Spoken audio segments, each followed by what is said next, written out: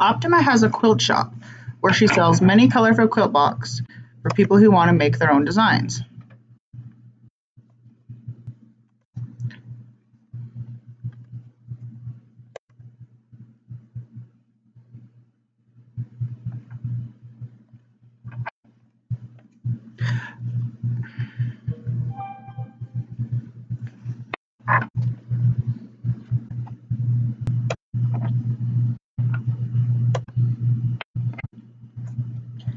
Optima has a quilt shop where she sells many colorful quilt blocks for people who want to make their own quilts. She has quilt designs that are made so that they can be sized to fit any bed. She bases her designs on quilt squares that vary in size. So she calls the length for the basic side X, and the area for the basic side is X squared. In this way, she can customize the designs by making bigger squares or smaller squares, which we talked about before. So we have a length of X and a width of X. So the area, if you tell them the length or the width, is X times X, which is X squared. If Optima decides to add inches to the side of the square, what is the area of the square? So notice here is that base square. We don't know how long it is. It could be 12 inches, a yard, whatever. But then she adds 3 inches this way and 3 inches this way. If you wanted to say what is the area, well, the new length is X, because this is a length of X still, plus 3, and the new width is X, plus 1, 2, 3. And since area is length times width, X plus 3, that's the length, times X plus 3 would give you X plus 3 squared. So that is the area of the new squared. So it says use the diagram and the equation, this one that we just figured out, to explain why the area of the quilt block is also equal to this. Well, we could do that two ways. One, we could multiply it out because X plus 3 squared means there's 2X plus 3's. So if you square it, that's X squared plus 3X plus 3X plus 9, and when you simplify it, the area is X squared plus 6X plus 9, or you can just count the pieces. We have 1 big X squared, that's this right here. The X's are the rectangles. How many do we have?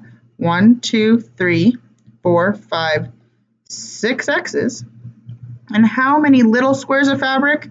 1, 2, 3, 4, 5, 6, 7, 8, 9. And so that is why they can be written in either way. Customer service representatives at Optima's shop work with customer orders and write up the orders based on the area of the fabric needed for that order. As you can see from problem 2, there are 2 ways that customers can describe the area of the quilt.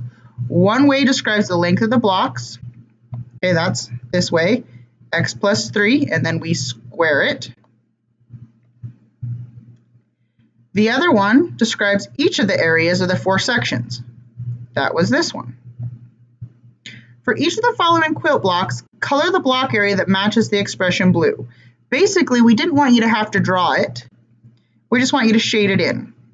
So we have a length of X plus 2 and a width of X plus 2. So my square would look like this. Technically,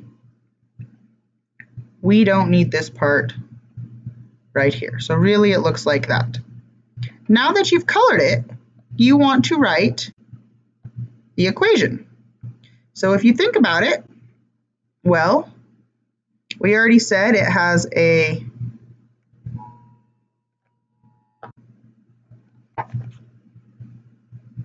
length of X plus 2 and a width of X plus 2. So that would be X plus 2 squared, or we have 1X squared plus 4X's, 1, 2, 3, 4, okay, plus 4 of the little blocks right here. So you could write it that way as well. Now I had this on here, I was going to ask you to do it yourself. Go ahead and color in this one to make it match. And you can see here, this is how it would be written. And I want to even give you 2 more examples from previous problems. And often we call the numbers in front of x squared a, so that'd be an invisible 1, the numbers in front of x b, and the number here that's just by itself c. So this is 4 examples. Your job is to color in this picture to match, and then to look at it and see what pattern you notice. Go ahead and do that, pause the video. Okay, now that you've paused the video, what did you notice? I hope that you noticed that if you take 2 times the orange, 2 times 2, you'd get 4. Okay, so 2 times the orange is the pink. 2 times the orange is the pink.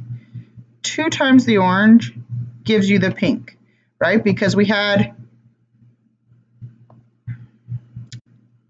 2 of these, 2 of them on each part of the square. So 2 orange equals a pink, or vice versa, you could say half of the middle number, half of B, equals the orange. So I'm going to rewrite it this way.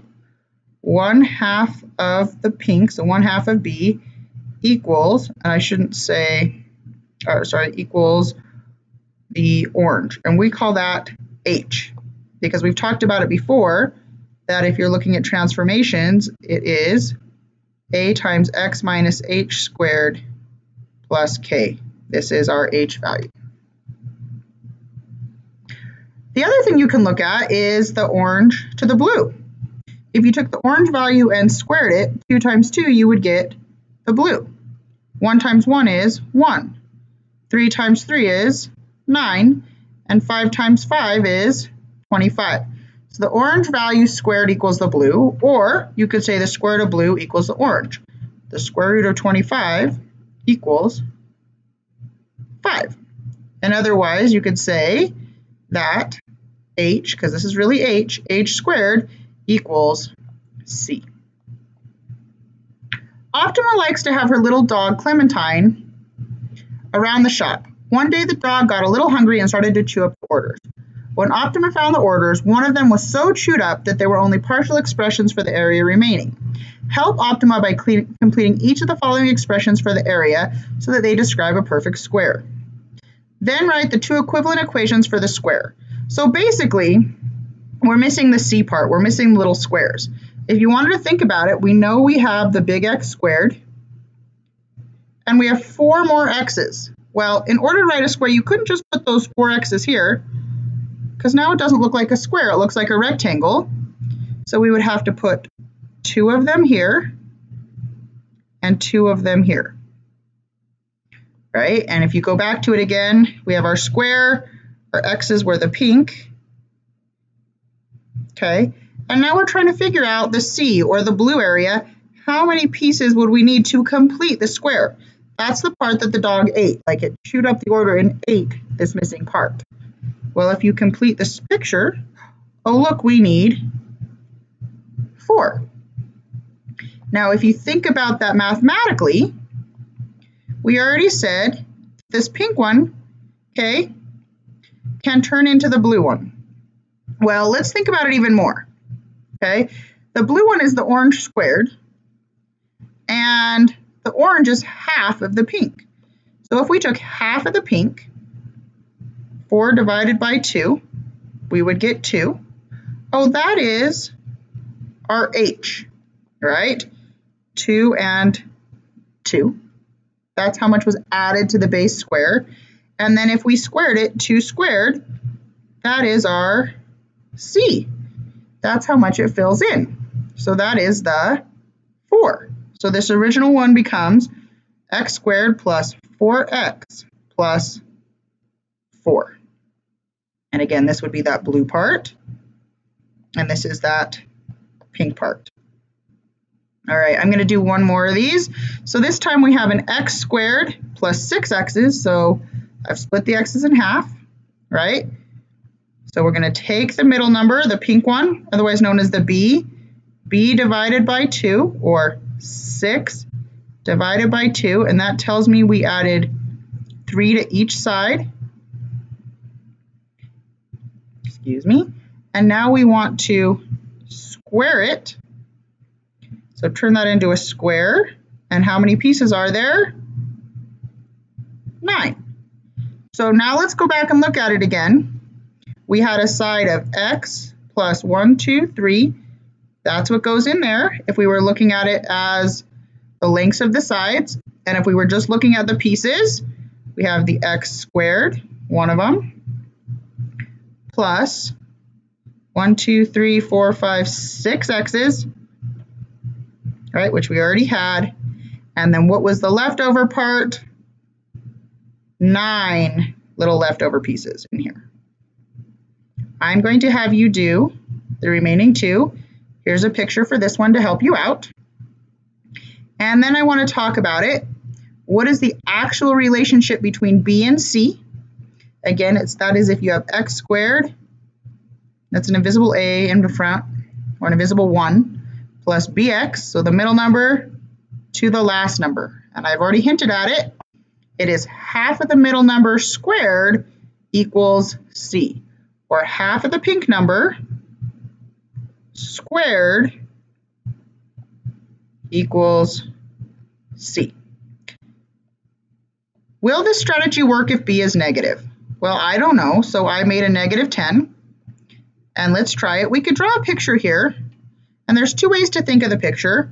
One is to say that you have your big X squared, and then you're subtracting 10 from each side and it's getting smaller.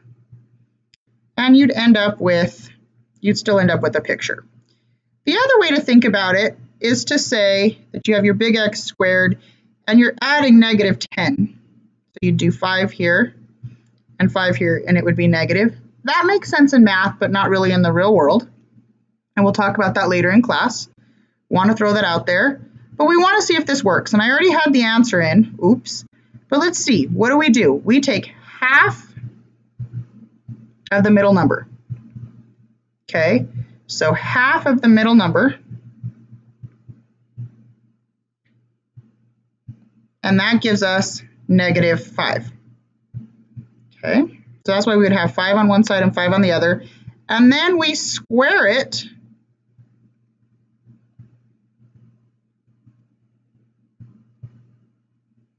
Excuse me. We square it to get the 25. And what I wanted to show you here is this is the orange piece. So if you were to rewrite this one, you don't have to do this, but it would be rewrite as x minus 5 squared. That's where the orange piece comes in. It's half of the middle. And why did it work? Well, even though we had a negative, when we squared it, a negative times a negative, it canceled out. Negative 5 times negative 5 made a positive 25, so it still worked. Lastly, will this strategy work if b is an odd number? Well, odd like 1, 3, 5, 7. Okay, what happens to it? Well, let's try it. We're going to take half of the middle number, which was half of the pink number.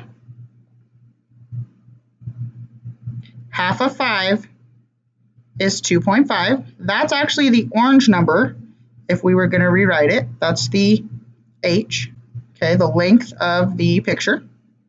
And I'll show you what that looks like right here, right? So we have our x squared, and then we have our x's. We had 5 x's, but we cut them in half, right? So that's 2 and a half, 2 and a half, 2 and a half. And then we squared it. Well, 2.5 times 2.5, if you put that in your calculator, you will get 6.25. So it worked. We finished the equation.